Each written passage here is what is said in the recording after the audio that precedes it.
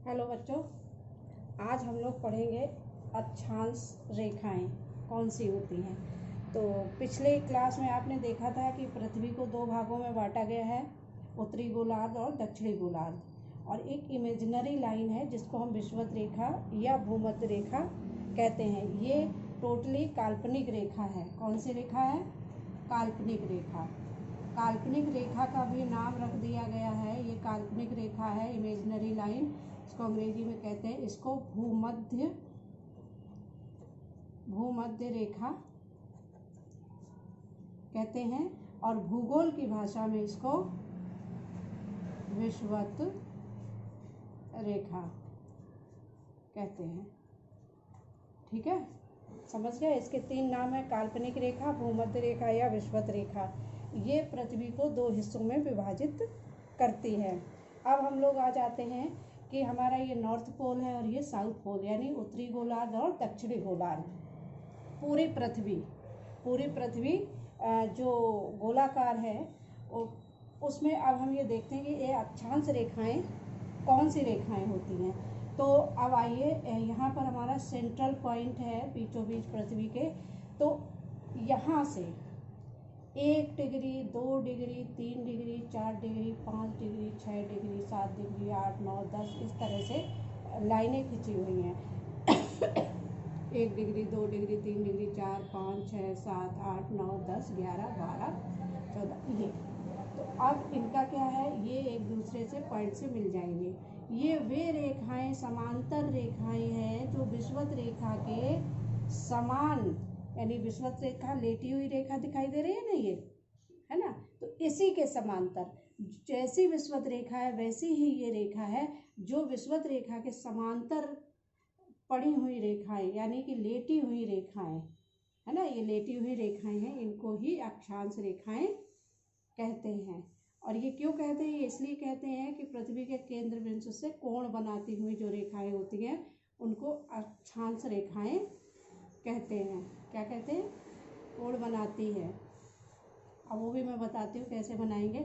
इसी तरह से दक्षिणी ध्रुव पर भी इसी तरह से लाइनें हैं, और ये विषुवत रेखा से दक्षिण में हमारी पृथ्वी को 90 हिस्सों में काटती हैं, यानी कि 90 रेखाएं हैं।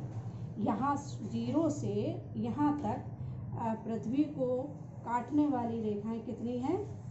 90। ये इस तरह से ये सारी रेखाएं बना देते हैं। ये समांतर रेखा। ये कितनी रेखाएं हैं? अगर इन रेखाओं को जैसे 1 डिग्री, 2 डिग्री, इस तरह से करते करते जब आप यहाँ ऊपर तक आ जाएंगे तो ये कितनी हो जाएंगी? अगर आप विषुवत रेखा से लाइनों को गिनना चालू करेंगे तो यहाँ तक 90 पर पहुँच जाएंगे। तो यहाँ से जब पहली, ये मान लीजिए ये पहला है, तो ये पहला कोण 1 डिग्री पर, कितने पर है? 1 डिग्री पर। तो ये जो रेखा यहाँ से काट रही है इसको, पृथ्वी को, तो यहाँ से जब यहाँ सेंट्रल पॉइंट पे आ रहे हैं तो ये 1 डिग्री का कोण बना रही है। जो कोण बनाती रेखा होती है उसी को, जो कट जाती है उसी को कहते हैं क्या? अक्षांश रेखा है। ये ध्यान रखिएगा। इसी तरह से ये देखिए, सब पे ये ऐसे कोण बनेगा ये, और ये बढ़ता जाएगा पॉइंट, जैसे 1, 2, 3, 4, 5, 6, 7, 8, 9, 10, 11, 12, 13, 14, इस तरह से ये 90 हो जाएगा। तो ये जब हम 90 हो जाएंगे तो ये हमारी बिल्कुल सीधी रेखा हो जाएगी ये। तो ये हो जाएगा 90 डिग्री। कितना हो जाएगा ये? 90 डिग्री। अब इसमें हम लोगों ने 3 रेखाएं और जो ज़रूरी पड़ी हुई थी, वो एक थी हमारी 23.5 डिग्री पर, कौन सी रेखा थी? कर्क रेखा। Very good. हाँ, कौन सी थी? कर्क रेखा। ठीक है ना। ऐसे ही 66.5 डिग्री पर एक रेखा थी, उसको क्या कहते थे? आर्कटिक रेखा। आर्कटिक रेखा, ठीक है, या व्रत भी कह सकते हैं, क्योंकि ये पृथ्वी के चारों ओर रेखाएं घूमी हुई हैं। जब हम इसके बैक में देखेंगे तो उधर से भी घूमी हुई है। जब एक्टिविटीज़ कराएंगे बच्चों तो इस चीज़ को हम आपको बता देंगे।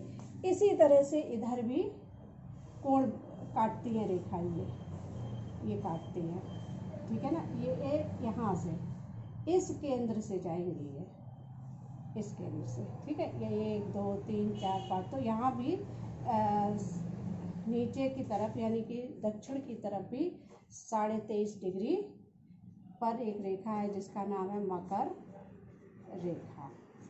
और उसके बाद एक है ये जो कोण बनाती है 66.5 डिग्री पर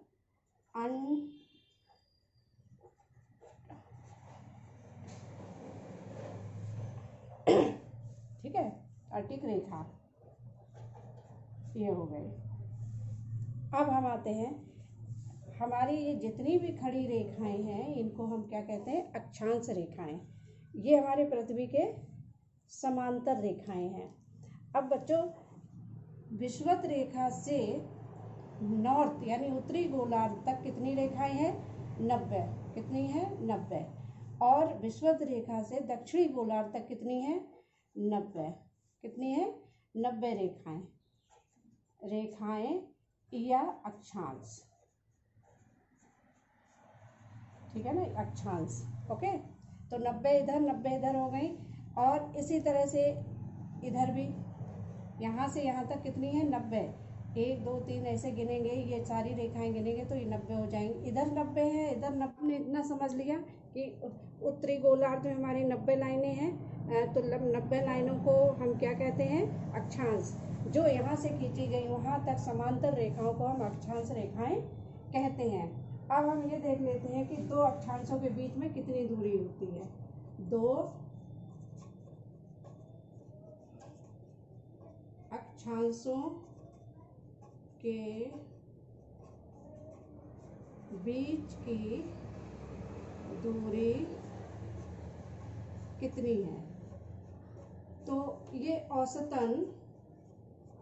औसत निकाला गया है, क्योंकि हमारी पृथ्वी गोल नहीं है, कहीं वो है तो उसका औसत निकाल के 111 किलोमीटर कितनी दूरी है, एक अक्षांश से दूसरे अक्षांश तक, ये दो अक्षांशों के बीच की दूरी कितनी है। तो औसत जब निकाला है, औसतन 111 किलोमीटर। तो कौन सी दूरी, ये वाली दूरी, ठीक है ना, ये वाली दूरी कितनी है, 111 किलोमीटर। ठीक है, टोटल हमारी कितनी हो गई, नॉर्थ उत्तरी गोलार्ध, उत्तरी गोलार्ध में कितनी रेखाएं थी, विषुवत रेखा से नॉर्थ पोल तक यानी उत्तरी गोलार्ध तक 90, और दक्षिणी गोलार्ध तक कितनी थी,